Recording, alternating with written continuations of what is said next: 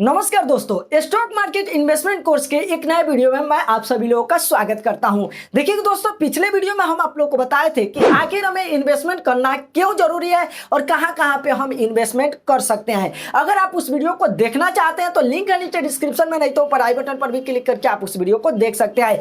देखिए दोस्तों, उस वीडियो में हम आपको यह भी बताए थे कि अगर आपको इन्वेस्टमेंट करना है तो सबसे बेस्ट आपके लिए है स्टॉक मार्केट, यानी कि ऐसे कहे तो इक्विटी एसेट। अब आपको समझ में नहीं आया होगा आखिर यह इक्विटी एसेट होता क्या है। तो देखिए दोस्तों, इक्विटी एसेट का अगर हिंदी में हम मतलब जाने तो संपत्ति का हिस्सा। जैसे कि दोस्तों, अगर आप स्टॉक मार्केट में डायरेक्ट इन्वेस्ट करने के लिए जाते हैं तो डायरेक्ट आप स्टॉक मार्केट में इन्वेस्ट नहीं कर सकते हैं। वहां पर बहुत सारी कंपनियां लिस्टेड है और उसी किसी कंपनी के अंदर आपको इन्वेस्ट करना पड़ता है, और जो भी कंपनियां लिस्टेड है वो कंपनी बिजनेस करती है। तो देखिए कि दोस्तों, अगर हम किसी बिजनेस में इन्वेस्ट कर रहे हैं, एग्जांपल के लिए मैं मान लूं टाटा मोटर्स एक बहुत ही बड़ी कंपनी है, स्टॉक मार्केट में लिस्टेड है। तो अगर मैं टाटा मोटर्स में इन्वेस्ट कर रहा हूं तो वहां से हमें एक हिस्सा के रूप में शेयर मिल रहा है। कहूं ऐसे तो देखिए दोस्तों, किसी भी बिजनेस में आप इन्वेस्ट कर देते हैं स्टॉक मार्केट में जाके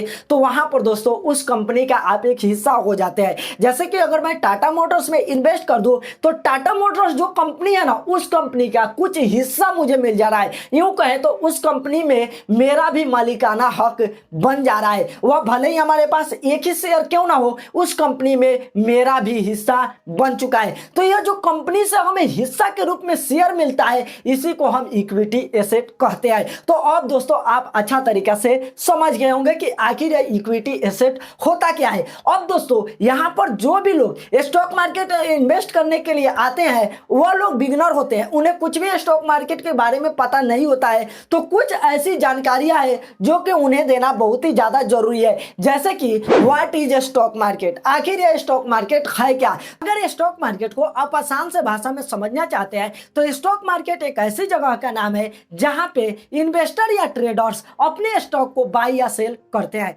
जैसे कि अगर हमारे क्षेत्र में कोई सब्जी मंडी है, मैं दोस्तों सब्जी मंडी जाता हूं, मेरे पास सब्जी है तो मैं चाहता हूं तो उस सब्जी मंडी में मैं अपनी सब्जी को बेच सकता हूं, सेल कर सकता हूं। अब दोस्तों मुझे सब्जी की जरूरत है तो मैं चाहूं तो वहां से सब्जी खरीद सकता हूं। ऐसे ही दोस्तों स्टॉक मार्केट भी काम करता है। तो यह तो आपको समझ में आ गया। अब दोस्तों आपके माइंड में यह सवाल जरूर से आ रहा होगा कि अरे भाई, स्टॉक मार्केट जैसे जगह की जरूरत ही क्यों पड़ी, आखिर क्या जरूरत है इसकी। तो देखिएगा दोस्तों, मैं इससे भी एक एग्जांपल के रूप में आपको समझाता हूं जिससे कि आपको समझ में आ जाए।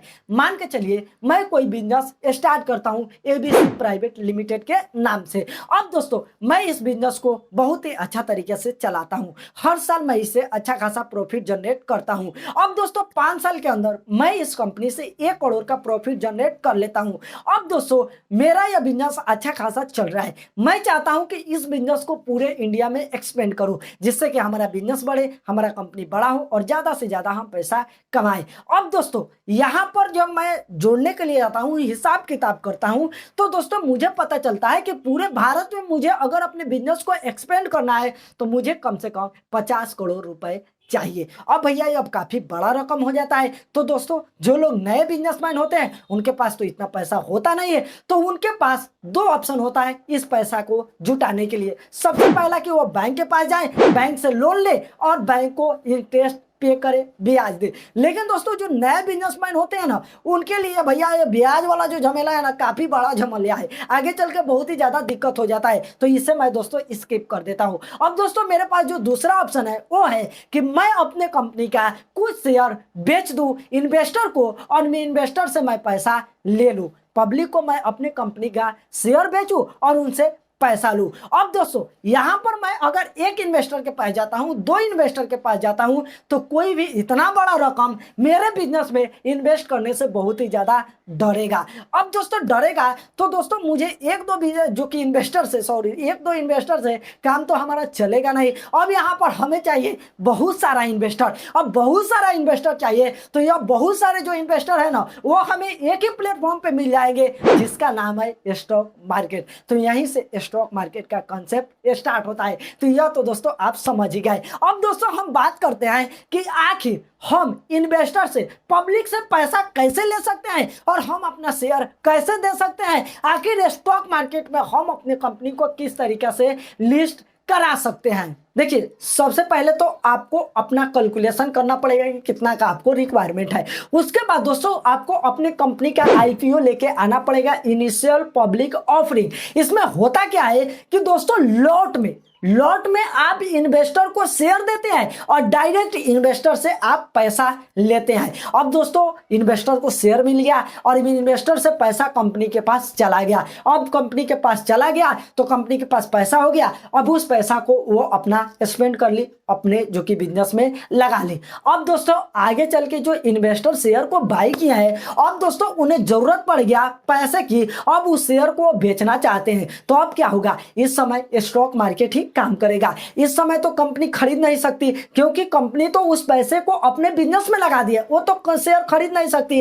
अब दोस्तों इस समय होगा क्या कि हमारे जैसे आपके जैसे जो इन्वेस्टर हैं वही लोग उस शेयर को बाई करेंगे। अगर वो कंपनी अच्छी है, उस कंपनी का अगर डिमांड है, तो दोस्तों उस कंपनी का जो शेयर है उसका प्राइस बढ़ेगा। और दोस्तों उसका डिमांड होगा, ऐसे नॉर्मल सी बात है कि जिस चीज का डिमांड रहता है उसका प्राइस बढ़ता ही है। तो देखिए दोस्तों, अगर मान के चलिए आईपीओ में मुझे जो शेयर मिला वो 100 रुपया का मिला एक शेयर। अब दोस्तों कुछ दिन के बाद उस शेयर का प्राइस बढ़ के 110 हो गया। अब 110 रुपए हो गया। अब मैं उस शेयर को बेचना चाहता हूं, तो दोस्तों मैं उस शेयर को बेचूंगा तो मुझे एक शेयर पे 10 रुपए का प्रॉफिट हो जाएगा। तो इस तरीके से जो इन्वेस्टर है उन लोगों का भी फायदा होता है। अब दोस्तों वो कंपनी अच्छा तरीके से काम करती है, आगे वो अपने कंपनी को लेके जाती है और प्रॉफिट जनरेट करती है। तो दोस्तों उनका जो रेवेन्यू और प्रॉफिट होगा उसमें से वह कुछ परसेंट अपने शेयर होल्डर को, जो भी इन्वेस्टर है, उन्हें डिविडेंड के रूप में देती है।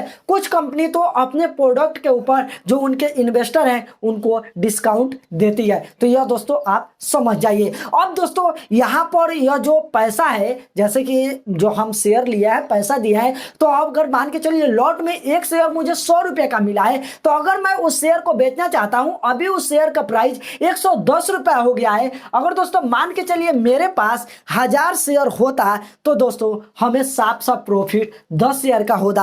अगर दोस्तों हमारे पास 10,000 शेयर होता तो हमें 1 लाख का प्रॉफिट हो जाता। अगर 1 लाख शेयर मेरे पास होता तो दोस्तों हमें 10 लाख का प्रॉफिट हो जाता। सिर्फ शेयर का प्राइस 10 रुपया बढ़ा है, इतना पर ही। तो दोस्तों यह आप समझ गए। तो इस वीडियो में हम बात किया है व्हाट इज स्टॉक मार्केट, आखिर ये स्टॉक मार्केट है क्या, इक्विटी एसेट के बारे में हम आपको बताए। उसके बाद दोस्तों हम आपको बताए कि ये स्टॉक मार्केट क्यों जरूरी है। उसके बाद दोस्तों हम आपको बताएं कि किस तरीके से कंपनी जो कि स्टॉक मार्केट में लिस्ट होती है और किस तरीके से आईपीओ लेके आती है, पब्लिक से पैसा कंपनी कैसे लेती है। तो दोस्तों इस वीडियो में यह हम आपको बताए हैं। अगले वीडियो में दोस्तों हम आपको बताएंगे कि आखिर शेयर बाजार में निवेश कैसे हम कर सकते हैं, आखिर हम स्टॉक मार्केट में इन्वेस्ट कैसे कर सकते हैं। हाल फिलहाल इस वीडियो में इतना ही था। अगर वीडियो को हम लंबा कर देंगे तो भैया लेंथ गड़बड़ हो जा रहा है और लोग वीडियो को ज़्यादा देख नहीं रहे, इसलिए हम इस वीडियो को इतना में ही रहने देते हैं। अगले वीडियो में हम दोस्तों अगले टॉपिक पे बात करेंगे।